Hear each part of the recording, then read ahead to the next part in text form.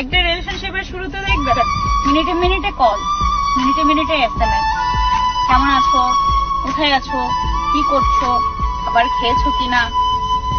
আপনি যখন বলবেন না খাবার খাইনি, তখন সে বলবে দেরিতে খাবার খেলে শরীর অসুস্থ করবে।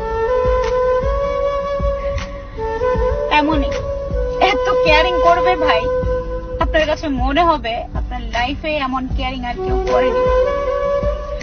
আবার সেই রিলেশনশিপটা যখন পুরনো হতে যাবে, কয়েক মাস কয়েক বছর কেটে যাবে, তখন দেখবেন সেই কেয়ারিংটা আর আগের জায়গায় নেই। আপনি তাকে যখন ফোন বা SMS করবেন, বলবে পরে কথা বলছি, SMS এর রিপ্লাইটা আর সাথে সাথে আসতেছে না, বলবে ব্যস্ত ছিলাম, একটা কাজ ছিল, অনেক বিজি ছিলাম। আপনার কাছে তার ব্যস্ততার মুহূর্তটাই তুলে ধরবে। আগের মতো সেই কেয়ারিং এর জায়গাটা আর থাকবে না আপনার কাছে।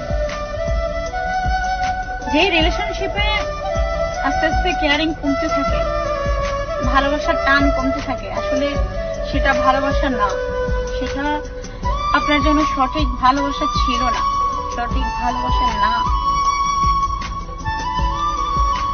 ভালোবাসা হওয়া উচিত এমন, যার সাথে আপনার পুরো লাইফ কেটে গেল, তার প্রতি আপনার কেয়ারিং, টান, ভালোবাসার আবেগ, ভালোবাসা কোনোটাই কমতি থাকবে না।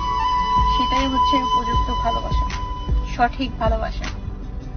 আজকের দিনের ভালোবাসা টিভি সিরিয়ালের মতো, মিনিটে মিনিটে চেঞ্জ হয়ে যায়।